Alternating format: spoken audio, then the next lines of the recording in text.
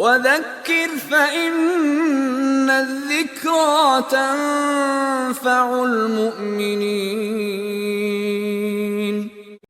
See, I give you a solution, my brothers and sisters in Islam. Whenever you approach to commit a sin, there is most definitely and always, and you'll agree with me, a noise in your head that is telling you Allah is watching. Most definitely. If you don't have that, then you're not a believer. Every believer believes that Allah sees him. No one is in denial of this fact. And this type of feeling and noise that's in your mind and body and soul at the time when approaching a sin, and Nabi sallallahu alayhi wa sallam refers to it in the hadith as وَاعِظُ اللَّهِ فِي قَلْبِ كُلِّ مُؤْمِنٍ. It is the warner of Allah that exists in the heart of every believer. That's Allah's warning in your heart. That's how Nabi sallallahu alayhi wa sallam described that feeling. I tell you something. When you approach to commit a sin, what you need to do not silence and suppress this noise and feeling. Rather take advantage of it and bring it aloud to your body and onto your tongue. Take advantage. When you approach a sin, say Allah watches over me. Say it aloud. Don't bury it. Say it aloud right then and there. It doesn't gonna cost you anything. Just say Allah can see me. Allah said in the Qur'an, أَلَمْ يَعْلَمْ بِأَنَّ اللَّهَ يَرَى. Doesn't he know and isn't he aware that Allah Azza wa Jal can see? At that moment, answer Allah. Say, yes, I know that you can see me. Allah Azza wa Jal, He says, يَسْتَخْفُونَ مِنَ النَّاسِ وَلَا يَسْتَخْفُونَ مِنَ اللَّهِ. They hide away from Allah and they hide away from people, and they do not hide away from Allah. وَهُوَ مَعَهُمْ. And He is with them, He can see them and fully aware of what they do. So turn to yourself and say, Allah, I know that you can see me and I'm aware of the fact that you can see me. Say it loud. Yusuf alayhi salam, when the woman approached him and said, Hayta lak, she locked the doors, she shut them, she sealed them tightly, and she said to him, I'm prepared for you. Hayta lak, Allahu Akbar. Imagine that. Well, what's more than this as a fitna? A beautiful looking pretty woman that is young, and she's the wife of the king of Egypt. So this is a lady of status. You have to listen to her, otherwise she'll get you in serious trouble. Yusuf alayhi salam, a young beautiful man that was given the beauty of all of creation, half of creation. At that moment he said, Ma'adh Allah. He screamed the word Allah. At that moment when you approach the sin, say the word Allah. Ma'adh Allah, meaning I seek refuge in Allah. I seek Allah's protection from this evil that is in front of me right now. Ya akhi, aren't you shy of Allah Azza wa Jal? Aren't you shy that you will disobey Allah Azza wa Jal with a blessing that He has given you? When you sin with your eyes, the eyes was a blessing. It deserved gratitude, not ingratitude and disobey Allah with it.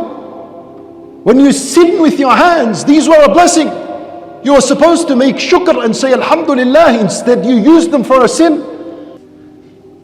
And Nabi sallallahu alayhi wa sallam says, وَلَا يَثْقُلُ مَعَ اسْمِ اللَّهِ شَيْءٍ. Nothing outweighs the name of Allah. What does that mean?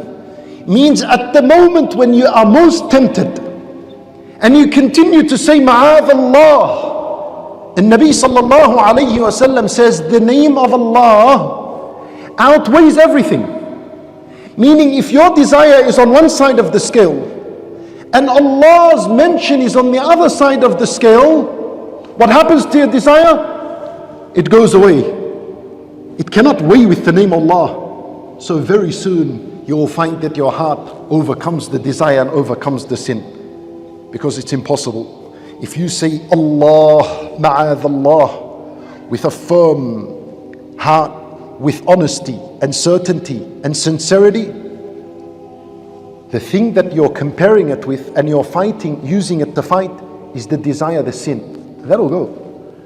It'll evaporate. All of a sudden you'll find yourself, Alhamdulillah, I overcame the sin.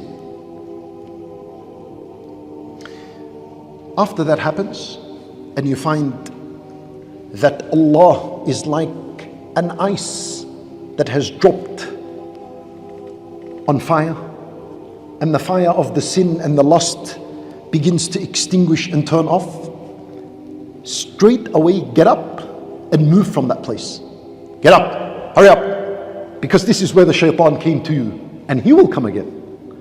When Nabi sallallahu alayhi wasallam once, when he was with the companions, they slept at night and they did not wake up until the sun had risen. Meaning what? They missed Salat al-Fajr. Naam, Nabi sallallahu alayhi wasallam and the companions missed Salat al-Fajr. The narration is in Sahih al-Bukhari. When the Nabi sallallahu alayhi wasallam got up and they wanted to pray Salat al-Fajr, he said to the companions, move from here, because this is a place asabatkum fihi ghaflah. This is a place in which heedlessness got the better of us. This is a place that we sinned in. So let's move from here. And he moved them and then he prayed somewhere else. Even though if you miss the prayer, you're supposed to pray it as soon as you remember it. It's urgent, but moving away is more urgent, so that you don't get tempted to do the sin again. And even if you looked at that story of Yusuf alayhi salam, to continue it, right, he did say, Ma'adh Allah, I seek Allah's protection. But then you know what he did? He didn't just stand there looking at her. Allah said, وَاسْتَبَقَ الْبَابِ. They rushed to the door. He said, Ma'adh Allah, and he ran to the door. As soon as he got to the door, you know what happened? What happened? وَأَلْفَيَا سَيِّدَهَا لَدَى الْبَابِ. Her husband was at the door. He opened the door. You know what that means? Finally relief came. Khalas, it's not this, that temptation of the sin is gone. Oh, someone's there. How much time between the desire, the temptation, and relief? It's the matter of getting up and moving. That's it. It's gone. Get up, call a friend, go somewhere. And respect your weakness.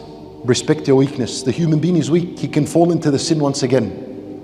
You know, when a person comes out from surgery, where do they take him? His bed rolls into the ICU, yeah? The intensive care unit.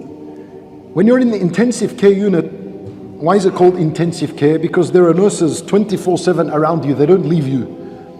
So they're around, they're after, looking what you need, monitoring the machines, until you get better.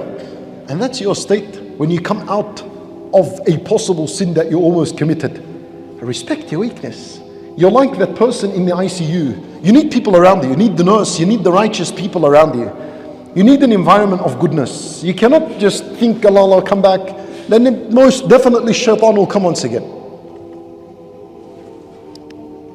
Now, and I give you some good news. When you walk away from the sight of sinning, you almost sinned, but you walked away. Do you think you walk away empty-handed? Wallahi la.